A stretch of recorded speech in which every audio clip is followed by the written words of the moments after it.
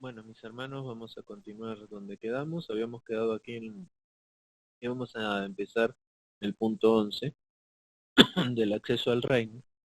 Voy a retroceder un poquito para que tomemos el contexto donde veníamos,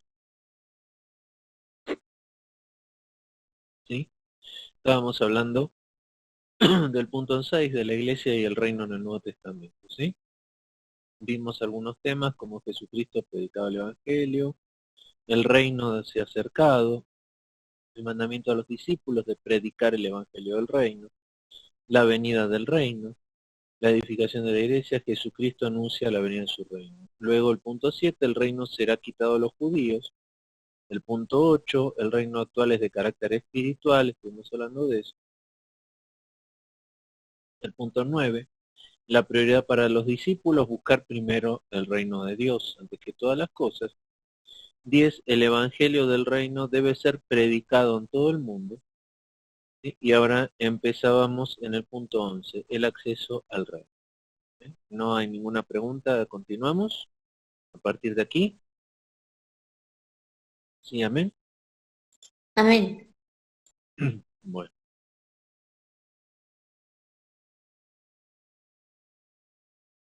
Bueno, aquí dice que para el cristiano, o sea, para los que hemos creído, aceptamos a Cristo, para nosotros, el reino de Dios empieza con la confianza total en la obra redentora de Cristo y el nuevo nacimiento por el Espíritu Santo. ¿Cuántos tienen total confianza en la obra redentora y han experimentado y están seguros de su nuevo nacimiento por medio del Espíritu? ¿Ven? Amén. Gloria a Dios. Esto significa que Dios reina en la vida del creyente. Gloria a Dios. O sea, si gozamos de ese regalo hermoso del Espíritu Santo en nuestro corazón, Dios ya está reinando sobre nuestra vida, somos parte del reino. ¿Ven? Gloria a Dios. La raíz de todo pecado en este mundo es la incredulidad de la gente, o sea, el rechazo de la autoridad de Dios sobre sus vidas. Sin embargo, los que abren sus vidas para que Jesucristo entre y reine, llegan a ser llamados hijos del reino. Los que buscan primero el reino de Dios forman parte de esta nueva sociedad que son los hijos de Dios. ¿Amén? Así que entonces ya se nos dio la potestad de ser hechos hijos y se nos dio el Espíritu Santo, por lo cual ahora somos parte del reino de Dios. Ahora entramos en el punto 12, conceptos históricos del reino. El primero es, según los padres de la Iglesia, básicamente consideraron al reino de Dios como algo todavía en el futuro, la meta del desarrollo de la Iglesia. Algunos pensaron solamente en categorías del milenio terrenal, por ejemplo, Irineo. Punto B, Agustín. Él entiende el reino como una realidad presente. Lo identifica como la iglesia visible, comunión de los que realmente creen. Bueno, saben que aquí, Agustín, en este punto es donde nacen los principios de la Iglesia Católica. La Iglesia Católica se jacta de seguir los conceptos, las enseñanzas de San Agustín de Hipona. Y yo cada vez que hablo con un católico lo que le digo es, ¿sabe qué tendrían que hacer ustedes los católicos? Volver a San Agustín, ¿eh? Hasta allá tendrían que regresar y empezar de nuevo. Después, por eso sigue inmediatamente con la Iglesia Católica, ¿no es cierto? Aquí es donde empieza. La Iglesia Católica identifica el reino de Dios con la Iglesia Católica tal como se expresa en su organización terrenal. O sea que dicen la Iglesia Católica que ellos son el reino. La Iglesia Católica es el reino. El Papa es la voz de Dios en la tierra, es el representante de Dios en la tierra. Y él es el que maneja el reino de Dios en la tierra. Por eso uno de los grandes desvíos de la doctrina católica es que la salvación está en la iglesia y no en Cristo. El punto de los reformadores identifican el reino de Dios con la iglesia invisible. O sea, el reino de Dios en la tierra está formado por una iglesia universal, invisible, conformada por todos los hijos de Dios, todos los nacidos de nuevo, todos los que recibieron la potestad de ser hechos hijos de Dios. O sea, todos nuestros hermanos alrededor del mundo. Ahora va a ser una descripción, este es un punto importante que todo creyente tiene que tener claro, ¿no? El tema de la iglesia visible y la iglesia invisible. ¿Sí?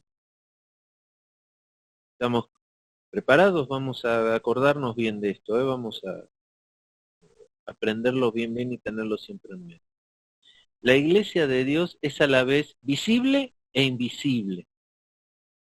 Pero no se trata de dos iglesias distintas, sino de dos aspectos de la misma o de la única iglesia de Dios. Vamos entonces a definir un poquito lo que es la visible y la invisible, y empieza por la iglesia invisible.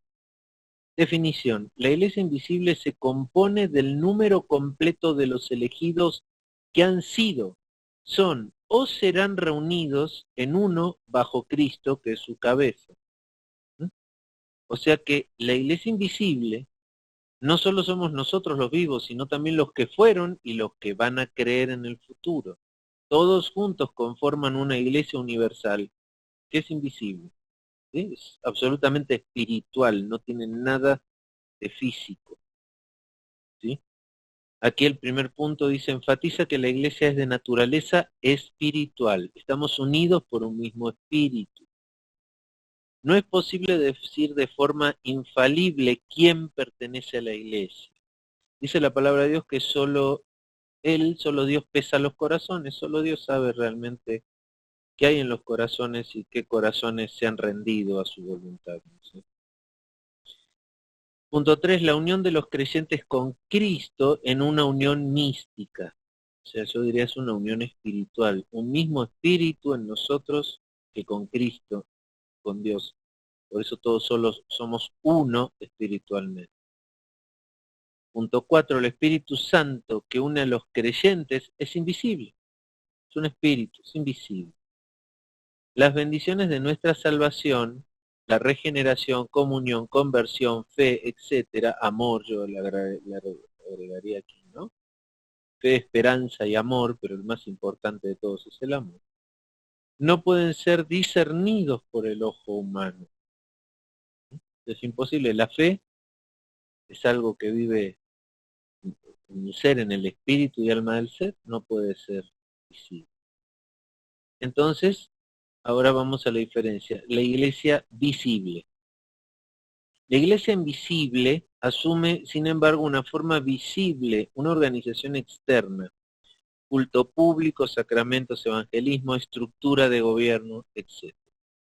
Definición. La iglesia visible se compone de todos aquellos que en todo el mundo profesan la fe verdadera. O sea, el mundo puede ver a los hijos de Dios. No puede ver el espíritu que los une, pero sí a los hijos. Dice después, las dos manifestaciones de la iglesia, visible e invisible, tienen carácter universal. Sin embargo, no todos los que pertenecen a la iglesia invisible pertenecen también a la iglesia visible. Por ejemplo, el malhechor que se convirtió en la cruz. Al mismo tiempo, no todos los que pertenecen a la iglesia visible pertenecen también a la iglesia invisible. Ejemplo, personas que nunca han nacido de nuevo. Esto es algo que siempre me ha preocupado, porque lo sé y me cuesta aceptarlo, ¿no es cierto? Que en las iglesias, en las congregaciones, no hablemos de iglesias, sino de congregaciones, posiblemente haya gente que está allí, algunos hasta ocupando púlpitos, ocupando puestos en la iglesia y no han nacido. Por sus frutos los conoceré. Vamos a pasar al siguiente punto, no hay preguntas, continuamos porque ahora vamos a entrar a la iglesia militante y la iglesia triunfante. Interesantes conceptos. La iglesia militante y la iglesia triunfante.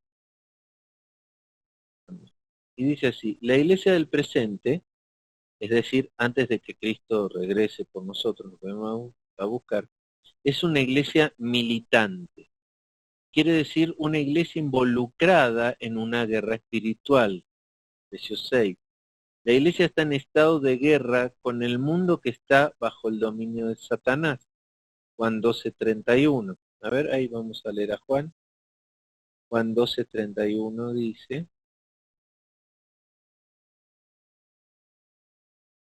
dice, ahora es el juicio de este mundo, ahora el príncipe de este mundo será echado fuera.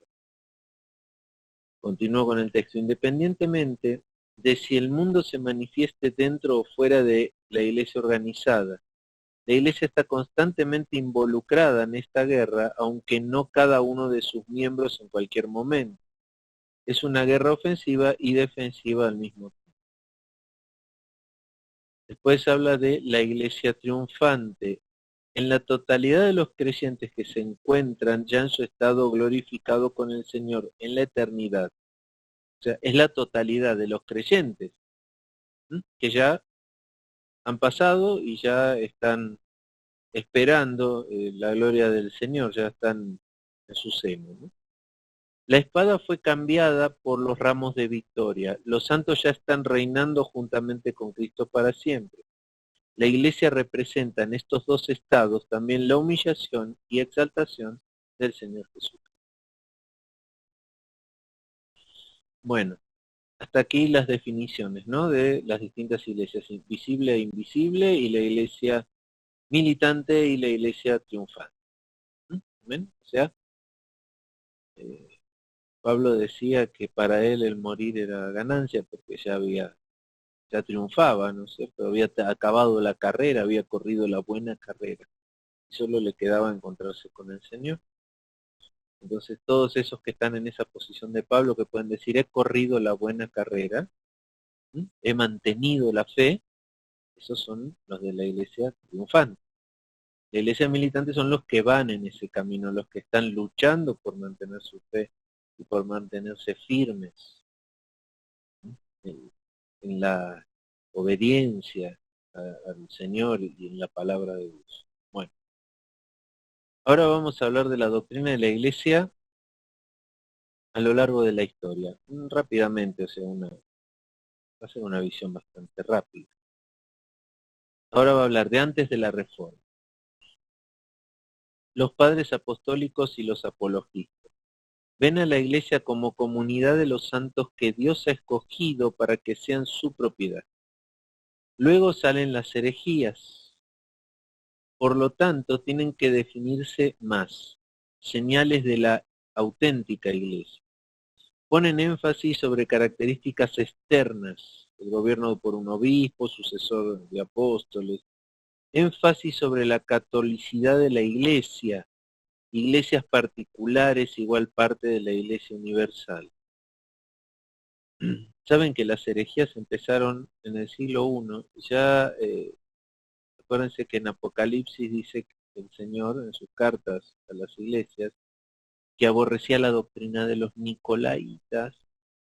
¿Dónde nació esa doctrina de los nicolaitas? Nace en Nicolás, el prosélito de Antioquía, que fue escogido como uno de los 7 diáconos para que asistieran a las mesas de las viudas. Ahí hay un Nicolás prosélito de Antioquía, y ese Nicolás es el que comienza con la doctrina de los nicolaitas. Por eso Pablo dice en sus cartas, estaban con nosotros, pero no eran de nosotros. Salieron de nosotros, pero nunca fueron de nosotros. O sea que ya las herejías nacieron en el seno mismo de la iglesia, apenas la iglesia comenzó. Pudiéramos hablar mucho de cuáles eran las herejías de los nicolaitas. La primera herejía era que consideraban que Cristo era inferior a Dios porque era hijo, o sea que estaba subordinado a Dios, y bueno, y algunas cosas. Amén. Entonces, los padres apostólicos, algunos donde vemos que sean de su propiedad. Luego salen las herejías, por lo tanto tienen que definirse más señales de la auténtica iglesia. Ponen énfasis sobre características externas, gobierno por un obispo, sucesor de apóstoles. O sea, aquí es donde empieza un poco el desvío que termina en la organización de la Iglesia Católica, ¿no? Como ellos necesitaban señales, poner énfasis, poner orden en la Iglesia, en vez de fijarse en las características internas del ser, en el espíritu, los frutos del espíritu, se fijan más en características externas, o sea, formar una organización. ¿Mm? Algunos grupos, dice, montanistas y donatistas, ponen énfasis sobre santidad de sus miembros. Cipriano, primero en desarrollar una doctrina detallada de la Iglesia, él habla de obispos igual sucesores reales de los apóstoles, que son los sacerdotes. La unidad de la Iglesia basada en la unidad de 105 obispos. El que no se somete al obispo queda excluido y pierde la salvación. Acá es donde empieza el concepto de la Iglesia Católica, que la salvación está en sus dirigentes, está en la Iglesia. La Iglesia puede decidir quién se salva y quién no se salva. Puede excomulgar, o sea, hacer perder la salvación a alguien. ¿Ustedes creen que algún hombre, organización o algo puede hacer que alguien sea excomulgado, que pierda la salvación? Dijimos anteriormente que solo Dios pesa los corazones, solo Dios sabe qué hay en el corazón de cada uno. Entonces lo que dice finalmente, ¿en qué termina esto? No hay salvación fuera de la iglesia visible. O sea, ¿dónde está la salvación? En la iglesia. No ya no en Cristo ni en el Espíritu Santo, sino en la iglesia. Con la cabeza de la iglesia visible, no el invisible del Espíritu Santo. Agustín es el que empieza con estas cosas, ya les dije, él es el que de alguna manera funda las bases de la doctrina de la Iglesia Católica.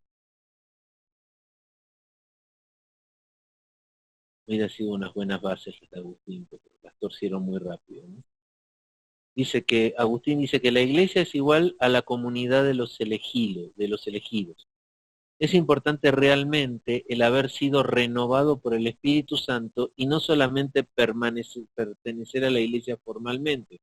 Fíjense Agustín, que es importante realmente haber sido renovado por el Espíritu Santo y no solamente por la Iglesia. Comparte al mismo tiempo las ideas de Cipriano, dice. Gracia divina de Cipriano, gracia divina distribuida por los sacramentos. Prepara la identificación romana católica de la Iglesia con el reino de Dios. Ya Cipriano ya empieza que la gracia es distribuida por los sacramentos de la Iglesia. O sea, la Iglesia ahora no solo maneja la salvación, también maneja quién recibe gracia, quién no recibe gracia, quién recibe bendición y quién no recibe bendición. O sea, la Iglesia ya administra las bendiciones. Bueno, y después llega la Edad Media. Saben que a partir del año 500 hasta el 1500, la Edad Oscura que se llama, es lo que se llama la Edad Media Oscura, la iglesia totalmente apartada de Dios. En ese momento solo existe una iglesia de Dios, que es la Iglesia Católica y algo así de la Iglesia Anglicana en Inglaterra, pero fundamentalmente la Iglesia Católica es la que maneja toda la cuestión espiritual sobre la tierra. Entonces, en la Edad Media nace el escolasticismo. Dice poco sobre la iglesia.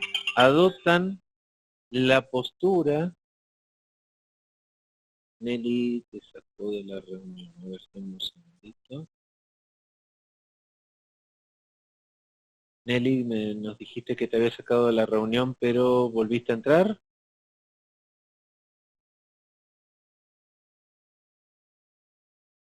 Ah, cuando pasa eso, no, no es porque normalmente cuando pasa eso tiene que ver con las cuestiones del internet, falla el internet, que haga un corte el internet, pero no te hagas problema, te vuelves a conectar y si no me mandas y lo que yo puedo hacer es si quedó pasmado, una conexión que no corresponde, de aquí darla de baja para que pueda volver a entrar. Bueno,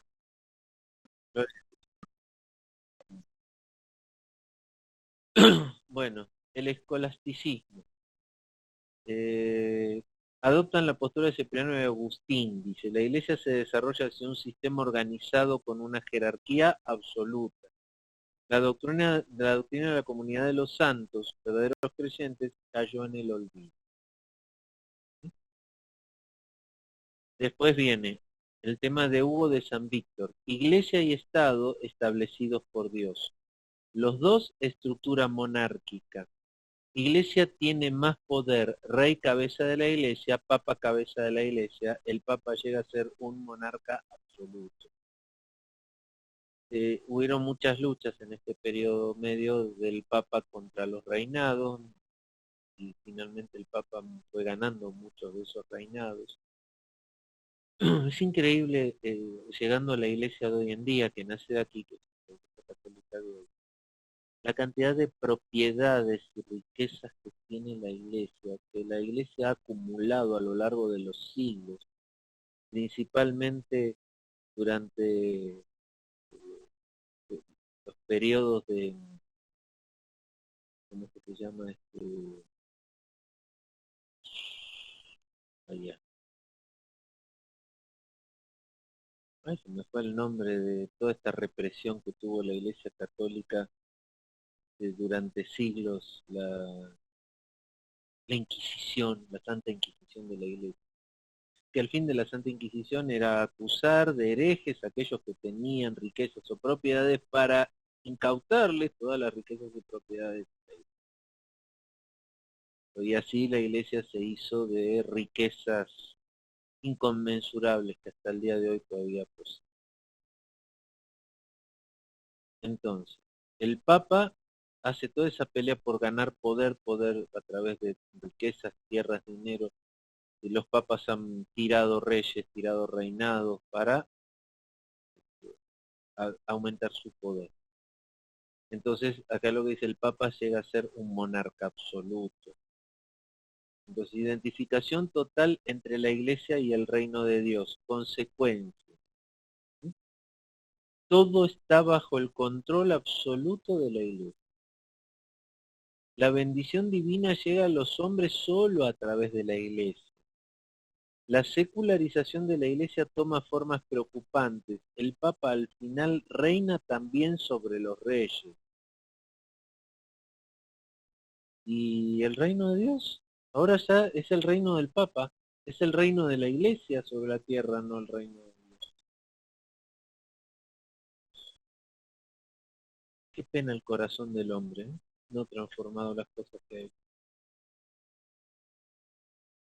Y ahora viene la época de la Reforma. Los reformadores rompen con el concepto católico romano de la Iglesia. Lutero rechaza el sistema jerárquico católico, Iglesia, comunidad de los que creen en Jesucristo, sacerdocio general de todos los creyentes. La Biblia dice que todos hemos sido hechos sacerdotes y reyes. Distingue entre la iglesia visible y la invisible. La iglesia invisible no se manifiesta en la jerarquía de la iglesia, sino en la administración correcta y pura de la palabra y de los sacramentos. Iglesia visible siempre mezclada entre creyentes e incrédulos. En cuanto a las relaciones con el Estado, van al otro extremo. Estado vigila sobre el bien de la iglesia, salvo en la predicación de la palabra. Son los reformadores. Después vienen los anabaptistas. Insisten en una iglesia compuesta solo por creyentes. Separación completa de la iglesia y del Estado. Llega Calvino. De acuerdo con Lutero, en cuanto a la iglesia como comunidad de los santos, pero la unidad de la iglesia no se manifiesta primeramente en la palabra y los sacramentos, sino en la comunión subjetiva y real de los creyentes. Señales de la iglesia verdadera añaden una tercera disciplina, iglesia sujeta al Estado. Después vienen los arminianos, ¿sí? Iglesia igual sujeta al Estado, tiene que contentarse con predicar solamente el Evangelio, deja todo lo demás al Estado. Ustedes saben la historia del calvinismo y el arminianismo, es una lucha que hasta el día de hoy sigue llevando a cabo entre los que siguen la doctrina de Calvino, que creen en la doctrina de la predestinación, que es salvo todo aquel que fue predestinado por Cristo y que no puede perder de ninguna manera la salvación. Y los arminianos, basados digamos, en lo contrario, ¿no es cierto? Que todos pueden acceder al arrepentimiento y que se debe cuidar la salvación, también se puede perder. Cuando uno estudia bien Calvino y Arminio, se va a dar cuenta que en esa disputa o batalla doctrinal que tuvieron entre ellos, finalmente los dos se van a los extremos. El problema de la doctrina calviniana, de la predestinación y la una salvación que no se puede perder, Calvino terminó lo que a Lutero no pudo terminar, le tembló la mano, porque cuando uno hace todo el desarrollo de esa línea de pensamiento, de que solo los predestinados son llamados por Dios, entonces va a llegar a la conclusión de que Cristo murió solo por los predestinados, que no murió por todos, murió por los predestinados. Ahí es donde Lutero le tembló la mano y a Calvino no. Yo les recomiendo esto a todos aquellos que alguna vez se han interesado o estudiado el tema de las doctrinas calvinianas o arminianas, que también estudien, importante, estudien la biografía de Calvino. ¿Quién fue Calvino? ¿Qué hizo Calvino? Es probable que eso a los calvinianos les haga cambiar un poquito la manera de pensar. Esa doctrina viene de un hombre de determinadas características, que no siempre caminó de la mano de lo que predicaba o lo que... En el caso de Arminio, cuando Calvino muere, Arminio es un niño, o sea, Arminio viene después, Calvino está en Francia, Arminio está en Holanda. O sea, sus escuelas son de distinto lugar geográfico. Ustedes dirán, Francia y Holanda son limítrofes. Estamos hablando del 1600, 1500. Las distancias no se percibían como las percibimos hoy ahora, que nos subimos a un avión y en 24 horas damos la vuelta al mundo, ¿no? Allá a caballo o a pie o en carreta las distancias eran muy distintas. Entonces, Holanda a Francia son lenguajes diferentes, culturas diferentes, maneras de pensar diferentes, y su relación era bastante pobre, su intercambio cultural. Pero bueno, estas son las dos iglesias que manejan esos conceptos. Lo mismo desde el lado de Arminio, también se va del otro extremo. O sea, Calvino no le tiembla la mano decir que Cristo solo murió, solo dio su vida por los predestinados. Eso te lleva a decir que los que no están predestinados no tienen ninguna oportunidad porque Cristo no murió por ellos. ¿Imaginas si un no predestinado llegara al juicio, Cristo abriera los libros y le dice, no estás en el libro de la vida, y entonces esta persona le dijera, no estoy ahí porque tú eres un Dios injusto, porque no me diste a mí la misma oportunidad que el que sí está anotado ahí? Eso lo haría Dios injusto, ¿no es cierto? Entonces, cuidado con una doctrina de que Cristo no murió por todos. Cristo murió y pagó el pecado de todo el mundo, de todas las personas que pasaron, están y pasarán por este mundo.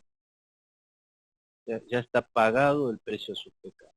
Lo que falta es que acepte el trato de Cristo de arrepentirse y aceptar ese pago de Cristo por mi vida, por la vida de alguien. Pero Dios no puede hacer acepción de personas, no puede haberle dado ventajas o beneficios a otros.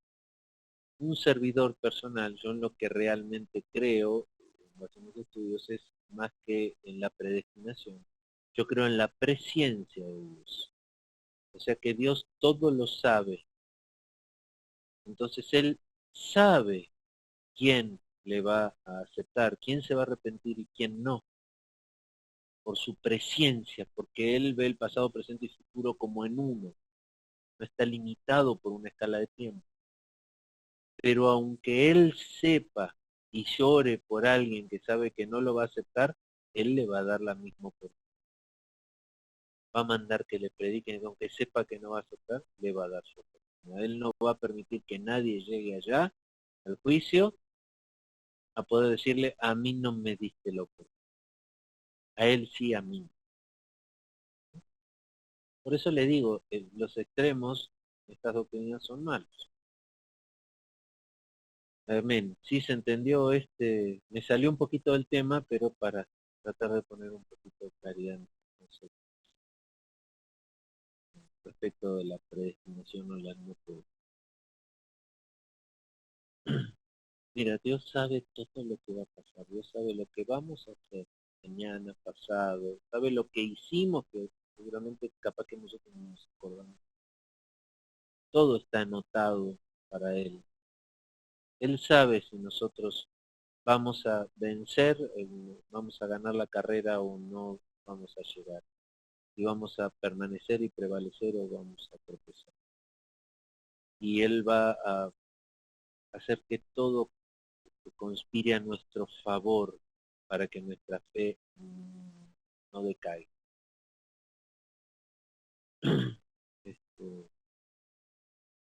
Amén. Bueno, vamos al punto 3 del texto, que es después de la reforma. Después de la reforma nacen varios movimientos. El primero es el racionalismo. Influye mucho en la doctrina de la Iglesia y produce un deterioro. ¿Qué es el racionalismo? El tener que por la mente humana comprender e interpretar todo. ¿Sí? O sea, el racionalismo mata la fe. Porque hay muchas cosas, cuando el entendimiento se acaba, entra en juego la fe. ¿Sí? Después el metodismo, que no es apto para recuperar una doctrina bíblica de la Iglesia. O sea, el metodismo hasta el día de hoy sigue, no sé si habrán escuchado alguna vez esos planes de evangelización de los 12, los métodos. Yo siempre he dicho con eso, que siempre digo, Dios es poder, nuestro Señor es poder, no es método. Él no tiene métodos para salvar a la gente. Él cuando ve que un corazón se abre, Él hace el milagro increíble de la salvación y de depositar en ese corazón. No es un método, es poder de Dios. Y después el liberalismo. Eh, no sé si habrán visto que muchas iglesias el día de hoy son clubes sociales más que iglesias, ¿no? Dice la iglesia como centro social. O sea, la gente se reúne en la iglesia no con un fin espiritual, no para adorar al Señor, sino con un fin comunitario, ¿no? Social, comunitario, que piensan que la iglesia es como una especie de club y apoyado por muchos pastores o directores de iglesia que han convertido la iglesia en un circo de 3 pistas para entretener a aquellos que no conocen al Señor. ¿Sí? Entonces, luces, humo, música, bailes. He visto en iglesias hasta desfiles de modelos, cualquier cosa por entretener. La iglesia, el fin de la iglesia no es entretener, el fin de la iglesia es transformar vidas, predicar la palabra de Dios con poder transformador, para que las vidas sean transformadas a la imagen de aquel que nos llamó de las tinieblas a la luz, y no para entretener. ¿Sí? Amén. Gloria a Dios. Entonces ahora vamos a ver un poquito sí lo que le corresponde a la iglesia y lo que no le corresponde. Dice los atributos que debe tener la iglesia. Estos 4 atributos se refieren a la iglesia en primer lugar como iglesia invisible, no tanto como la iglesia como una organización formal y externa. El primer punto que tiene que existir en la iglesia es la unidad. La unidad no se muestra tanto en una organización única y universal, ese es un concepto católico. Su carácter es principalmente espiritual. Estamos unidos por un espíritu. Fíjense que cada vez que tomamos la Santa Cena, no sé, cada vez que lo hará periodo, como nosotros parezca. ¿De qué habla la Santa Cena? De la unidad del espíritu, ese es el objetivo. Brindar, o sea, tomar los elementos como uno del espíritu. Las advertencias que nos hace la Biblia respecto a tomar la Santa Cena indignamente se refieren justamente a no estar en unidad, tener problemas con el hermano o algo, o sea, la unidad. Es mejor no estando, si uno tiene en su corazón alguna raíz de amargura contra el hermano o algo, mejor no tomar la Santa Cena porque juicio toma.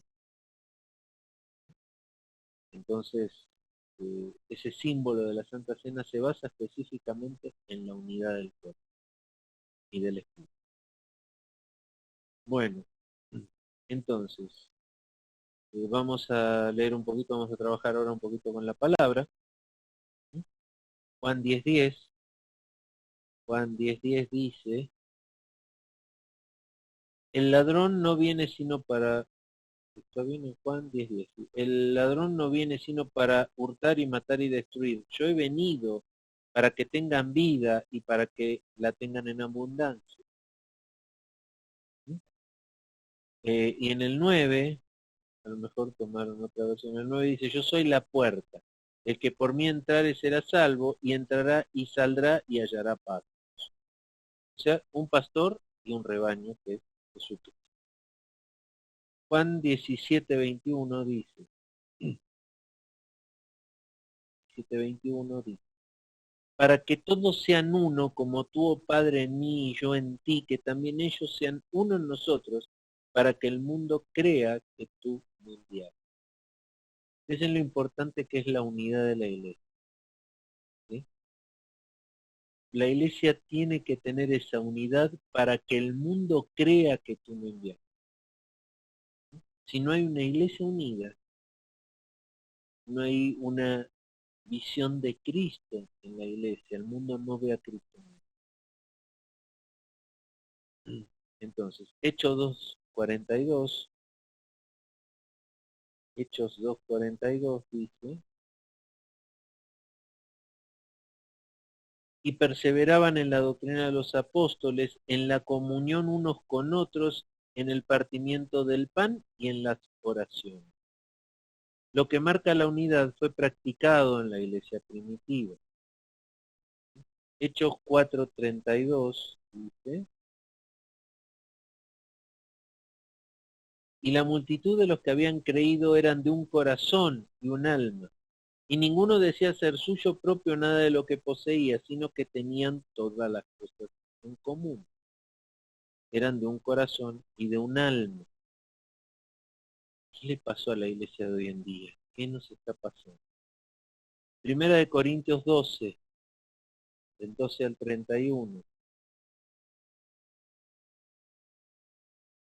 Primera de Corintios 12, del 12 al 31. Está larguito.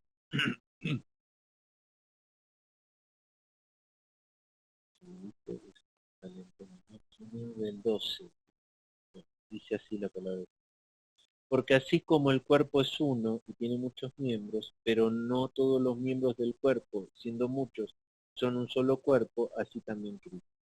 Porque por un solo espíritu fuimos todos bautizados en un cuerpo, sean judíos o griegos, sean esclavos o libres, y a todos se nos dio a beber de un mismo espíritu. Además, el cuerpo no es un solo miembro, sino muchos. Si dijera el pie, porque no soy mano, no soy del cuerpo, por eso no será del cuerpo. Y si dijera la oreja, porque no soy ojo, no soy del cuerpo, por eso no será del cuerpo. Si todo el cuerpo fuese ojo, ¿dónde estaría el oído? Si todo fuese oído, ¿dónde estaría el olfato? Mas ahora Dios ha colocado los miembros, cada uno de ellos en el cuerpo, como Él quiso. Porque si todos fueran un solo miembro, ¿dónde estaría el cuerpo? Pero ahora son muchos los miembros, pero el cuerpo es uno solo. Ni el ojo puede decir a la mano no te necesito, ni tampoco la cabeza a los pies no tengo necesidad de vosotros. Antes bien los miembros del cuerpo que parecen más débiles son los más necesarios. Y aquellos del cuerpo que nos parecen menos dignos, a estos vestimos más dignamente. Y los que en nosotros son menos decorosos, se tratan con más decoro. Porque los que en nosotros son más decorosos no tienen necesidad, pero Dios ordenó el cuerpo, dando más abundante honor al que le faltaba, para que no haya desaveniencia en el cuerpo, sino que los miembros todos se preocupen los unos por los otros. De manera que si un miembro padece, todos los miembros se duelen con él, y si un miembro recibe honra, todos los miembros se gozan con él. Vosotros pues sois el cuerpo de Cristo, y miembros cada uno en particular. Y a unos puso Dios en la iglesia primeramente apóstoles, luego profetas, los terceros maestros, luego los que hacen milagros, después los que sanan, los que ayudan, los que administran, los que tienen el don de lengua.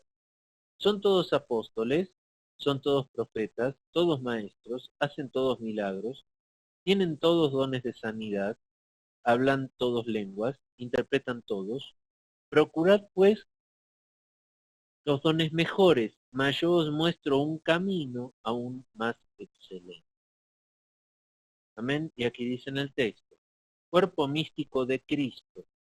Cristo, con Cristo como cabeza, todos los verdaderos creyentes forman parte de este cuerpo. El Espíritu Santo imparte la vida a este cuerpo. Esta unidad se expresa en la conducta de los creyentes, en los cultos y en la participación de los sacramentos. Amén. Después nos cita Efesios 4. Vamos a ir a Efesios 4, del 1 al 16.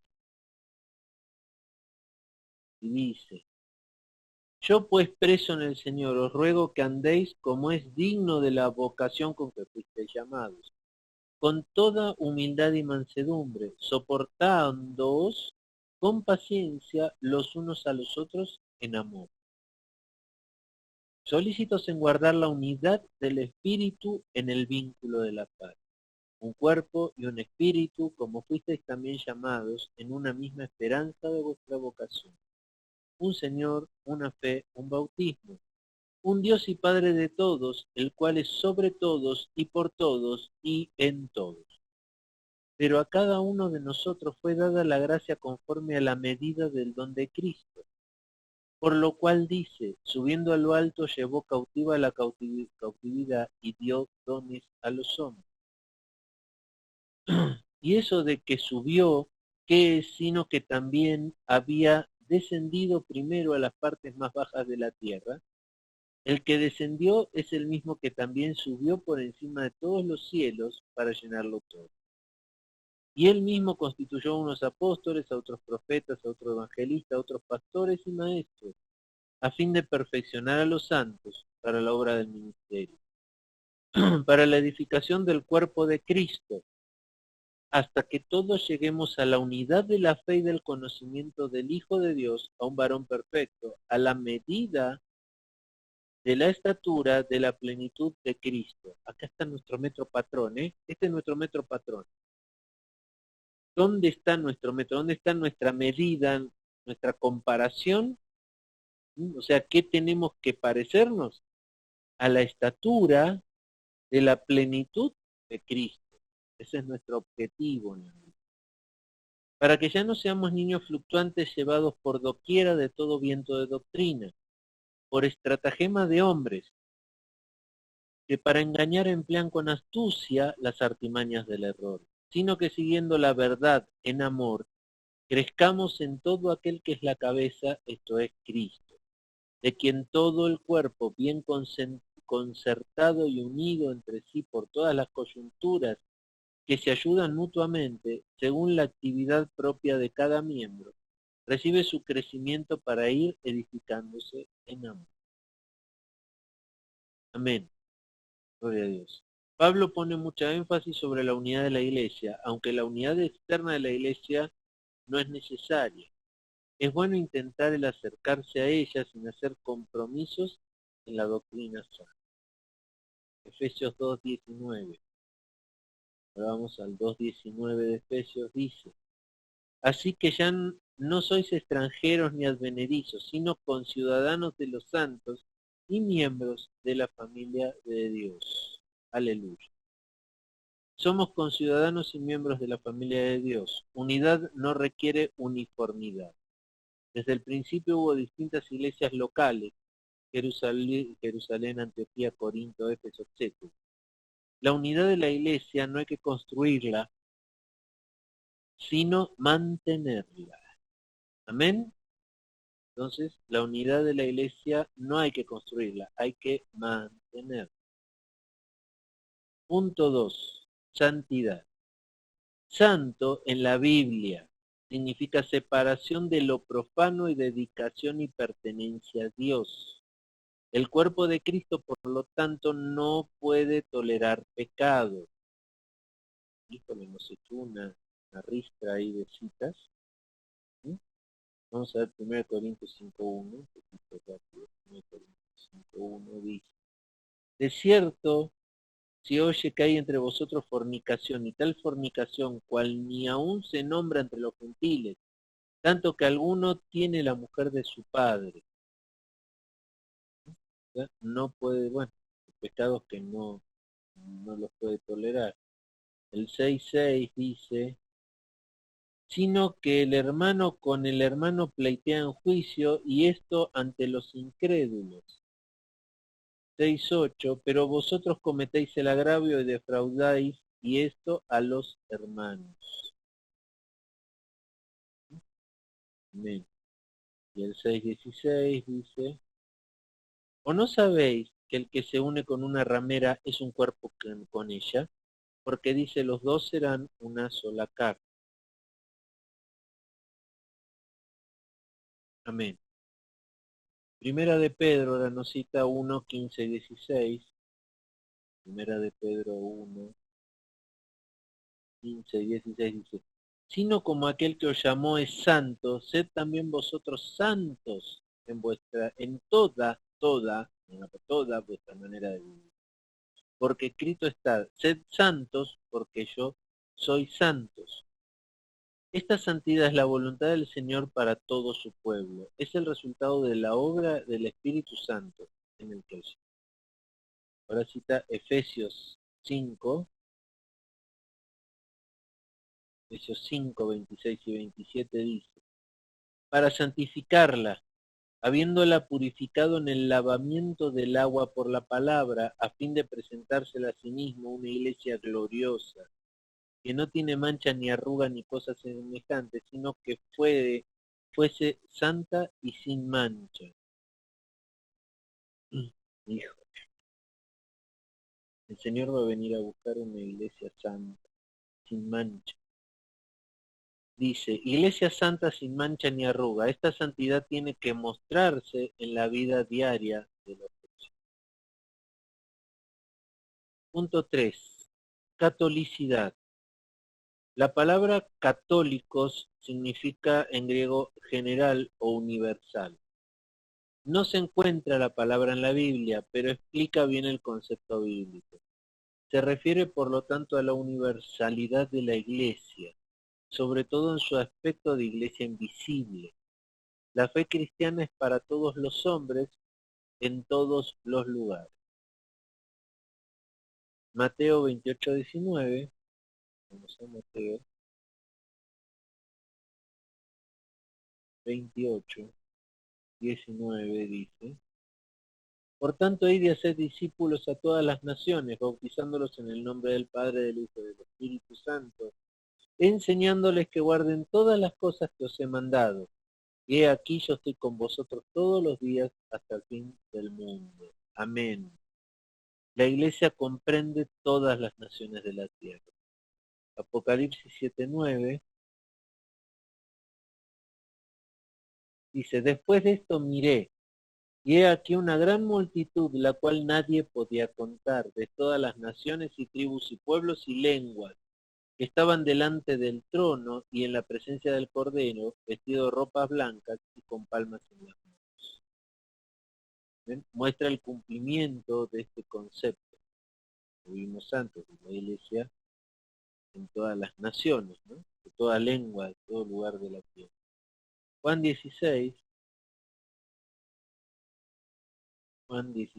13 dice: pero cuando venga el Espíritu de verdad, Él os guiará a toda la verdad, porque no hablará por su propia cuenta, sino que hablará todo lo que oyere y os hará saber las cosas que habrán de venir.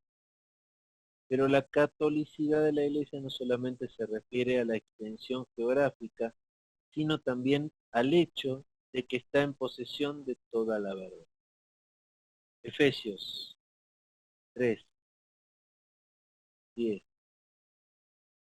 Para que la multiforme sabiduría de Dios sea ahora dada a conocer por medio de la Iglesia a los principados y potestades en los lugares celestiales.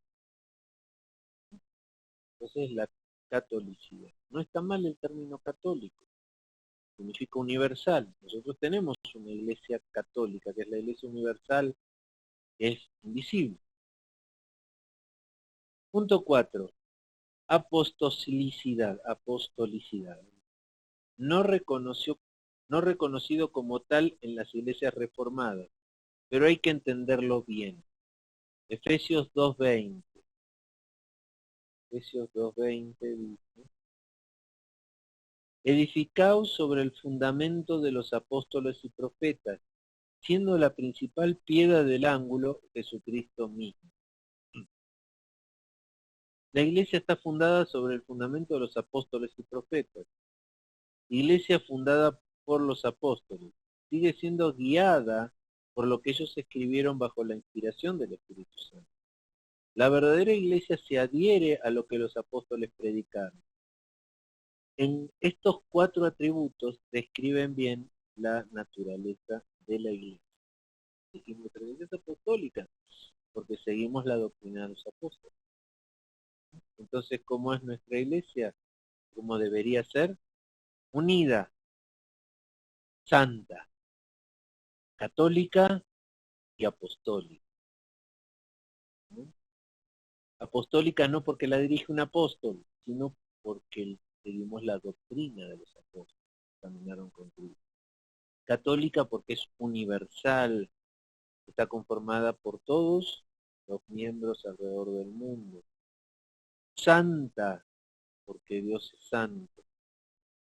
Y unida, porque el amor se manifiesta en la unidad de los miembros. Y sin amor, que es el principal, no hay fe, no hay esperanza. Sin amor no hay fe ni hay esperanza. Amén. Bueno, vamos a pasar a otro tema. No sé si tienen alguna pregunta hasta aquí o algo que quieran comentar.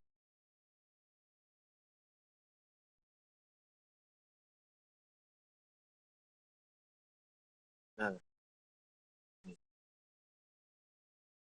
Bueno, seguimos entonces. Características imprescindibles de la iglesia. ¿Sí? Dice: predicación correcta de la palabra de Dios. Es la señal más importante de la iglesia. La predicación de la palabra de Dios mediante la iglesia viva. Me conozco muchísimas iglesias, inclusive he dado clases en algunos lugares de teología, donde terminan desviándose mezclando filosofía, entendimiento humano sobre la enseñanza de la palabra. Y Dios no puede mezclar la filosofía humana, ¿sí? eh, con la doctrina bíblica. No son compatibles, no se pueden mezclar. Es más, la palabra de Dios llama al entendimiento humano animal y diabólico. Imagínense. Entonces, la correcta predicación de la palabra de Dios, que es la señal más importante de la iglesia, que mantiene a la iglesia alimentada, que alimenta a sus miembros, los mantiene gorditos de palabra, ¿cierto? Necesitas cumplir con esos objetivos. Tiene que ser santa, tiene que ser fundamentalmente cristocéntrico. Cuando escuchen una prédica, una canción cristiana o algo donde Cristo no es mencionado,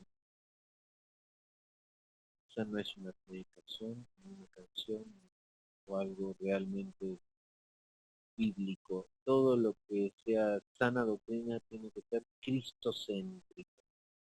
Siempre tiene que estar Cristo en el principio y final de toda doctrina y toda. Entonces, en Juan 8, 31, 32 y 47, ahora vamos a ir a Juan 8, primero 31, 32, dice, dijo entonces Jesús a los judíos que habían creído en él, si vosotros permanecieseis en mi palabra, seréis verdaderamente mis discípulos y conoceréis la verdad, y la verdad os hará libres. En el 47 dice, el que es de Dios, las palabras de Dios oye. Por esto no las oís vosotros, porque no sois de Dios. Qué fuerte. Solo él, solo el que verdaderamente permanece en la palabra de Cristo puede considerarse su discípulo. Juan 14, 23, Juan 14, 23 dice, respondió Jesús y le dijo, el que me ama, mi palabra guardará. Y mi Padre le amará y vendremos a él y haremos morada en él. Aquí seguimos en el texto. Amor a Cristo se muestra en el guardar su palabra. Segunda de Juan 9, segunda de Juan 9, bueno, 1, 9, dice, cualquiera que se extravía y no persevera en la doctrina de Cristo no tiene a Dios. El que persevera en la doctrina de Cristo, ese sí tiene al Padre y al Hijo. Dice, el que persevera en la doctrina de Cristo tiene al Padre y al Hijo. Por supuesto, es imposible alcanzar una pureza total en doctrina y conducta en esta época. Sin embargo, si las doctrinas fundamentales de la fe son negadas públicamente, una iglesia deja de ser.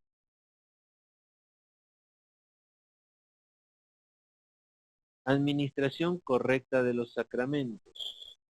Los sacramentos y la predicación de la palabra van juntos. Los sacramentos no valen nada separados de la palabra de Dios. Vamos a hacer algo rapidito, vamos a definir sacramentos de manera clara. Sacramento significado. Dice, sacramento, entre los creyentes, signo material de la presencia de Dios entre los hombres. Signo material de que el cristianismo simboliza una gracia interna y espiritual que Jesús concede al que lo recibe. Entonces, ¿qué son los sacramentos? La gracia interna espiritual, o sea, la administración de los dones, es lo que aquí está mencionando como sacramentos. Entonces, la administración de los dones, eh, ¿cierto? O sea, lo que demuestra finalmente la presencia de Dios en nosotros, son los sacramentos. Entonces, los sacramentos y la predicación de la palabra van juntos. Los sacramentos no valen nada separado de la palabra de Dios. ¿Sí? Acuérdense, Pablo decía que el que no ama es como címbalo que retiñe. Porque no tienen ni poder ni contenido en sí mismos. Los sacramentos, ¿sí? Aquí habla de sacramentos, o sea, la Eucaristía, los dos. Eucaristía quiere decir las acciones de cumplimiento obligatorio en la iglesia, que son solo dos, el bautismo y la Santa Cena. Deben ser administrados de acuerdo con la palabra de Dios y solamente a aquellas personas que estén en condiciones para recibirlos. ¿Sí? Entonces, bautismo y Santa Cena son los dos eh, sacramentos de cumplimiento eucarístico, ¿sí? O sea, de cumplimiento obligatorio. todo creyente debe bautizarse y todos los creyentes deben, en memoria de Cristo, cada vez que lo hagan, administrar la Santa Cena. ¿Mm? Dice Mateo 28:19. Vamos a ir otra vez a la palabra de Dios. Mateo 28, 19, dice: Por tanto, id a ser discípulos a todas las naciones, bautizándolos en el nombre del Padre, el Hijo y del Espíritu Santo. Entonces aquí dice, solo los discípulos pueden bautizarse. O sea, los que pueden bautizarse son los que han nacido de nuevo y quieran mostrar al mundo su decisión de seguir a Cristo. Ese es el simbolismo del bautismo, ¿no es cierto? Sumergirse en el agua, que representa la muerte, y la resurrección de Cristo en nuestra vida. O sea, que morimos y resucitamos como una nueva criatura. Después, en Marcos 16, 15, 16, Marcos 16, 15 y 16 dice, y les dijo, y por tanto por todo el mundo y predicad el Evangelio a toda criatura. El que creyere y fuere bautizado será salvo, mas el que no creyere será condenado. Entonces, ¿a quiénes se deben bautizar? A los que creyeren. Dice aquí que la palabra y sacramentos van juntos, Hechos 2:42. Hechos 2:42 dice: y perseveraban en la doctrina de los apóstoles, en la comunión unos con otros, en el partimiento del pan y en las oraciones. 2:40. Palabra y sacramentos juntos.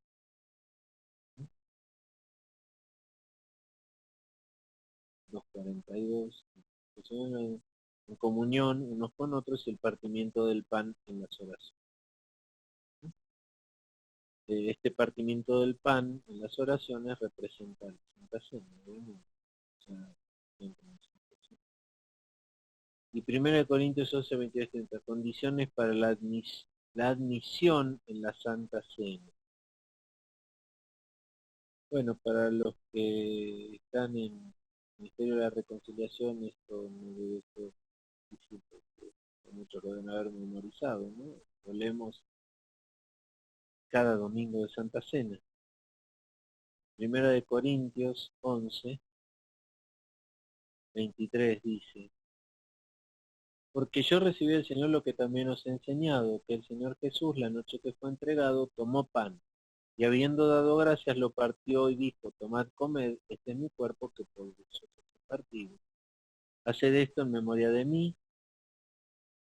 Hasta el 3. Asimismo, tomó también la copa, después de haber cenado, diciendo: esta copa es el nuevo pacto en mi sangre, haced esto todas las veces que la bebiereis en memoria de mí. Así pues, todas las veces que comieres este pan y bebieres esta copa, la muerte del Señor anunciáis hasta que Él venga.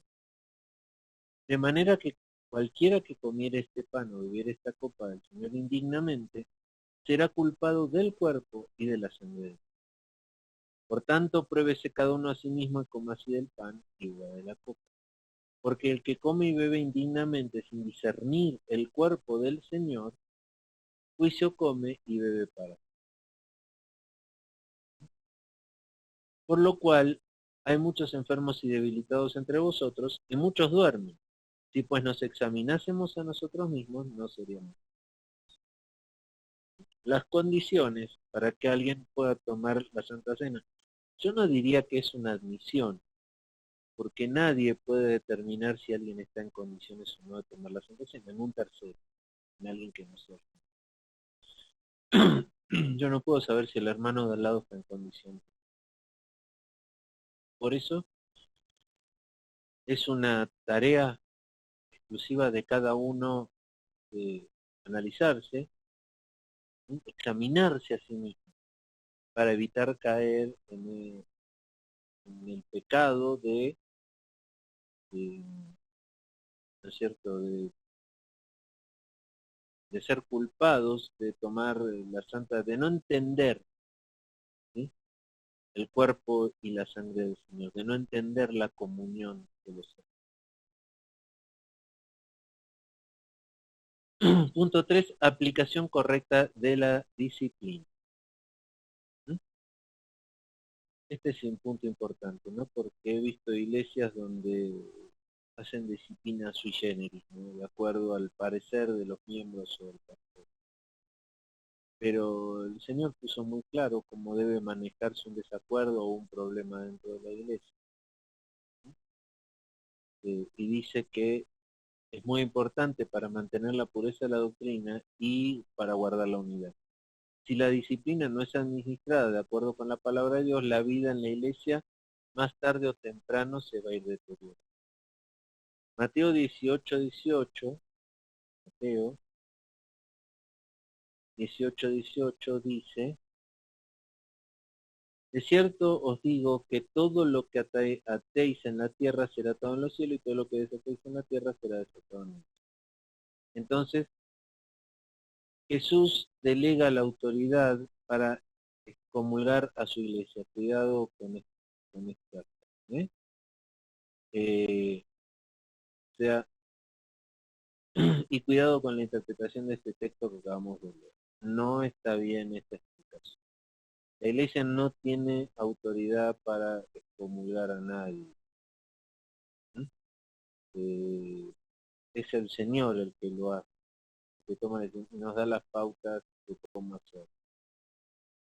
¿Cierto? Cuando uno entrega a alguien a Satanás es porque se han seguido los pasos que Cristo nos dejó para que Él mismo actúe en la persona, para que esta persona se demuestre si es parte o no de la iglesia. O sea, no es la iglesia la que los comulga, es la instrucción de Dios de cómo hacerlo para que Dios muestre que debe ser tomado como gentil y publicano. Mire, en ningún lugar de la Biblia dice que alguien puede ser ni excomulgado ni echado, corrido de la iglesia. Es más, termina diciendo que en el peor de los casos, ¿cierto? Se le entregue, se le tome como gentil y publicano.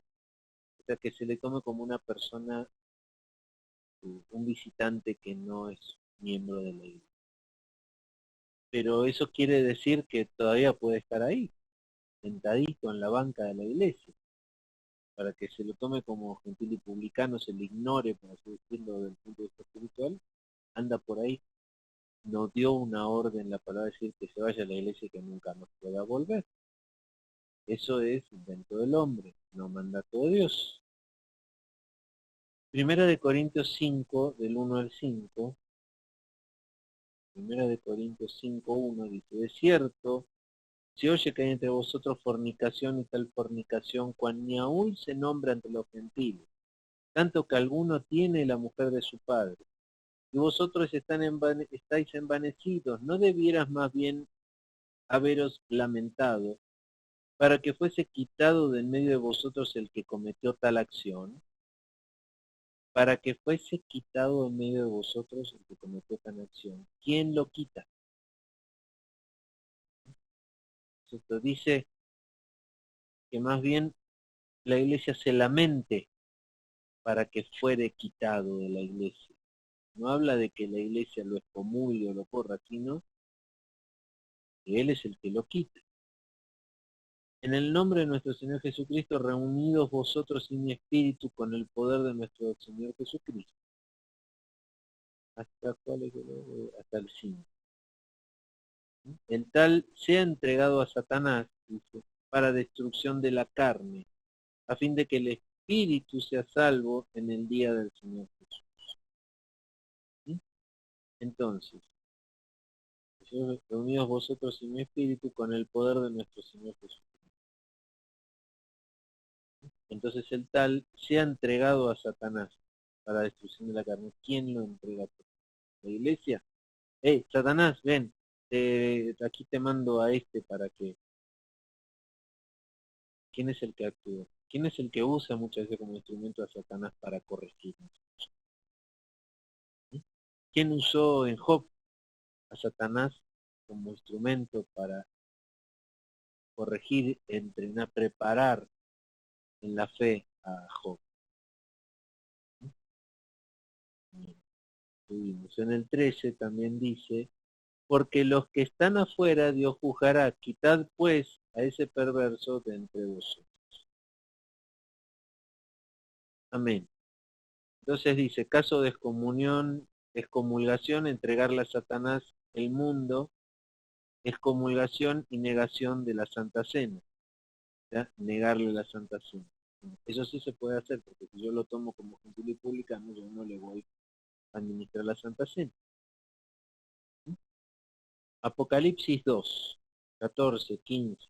Apocalipsis 2, 14, 15 y 20. Dice, 14. Pero tengo unas pocas cosas contra ti, que tienes ahí a los que se retienen la doctrina de Balaam, que enseñaba a Balac a poner tropiezo entre los hijos de Israel, a comer de cosas sacrificadas a los ídolos y a cometer fornicación. 15 dice, y también tienes a los que retienen la doctrina de los nicolaitas, la que yo aborré.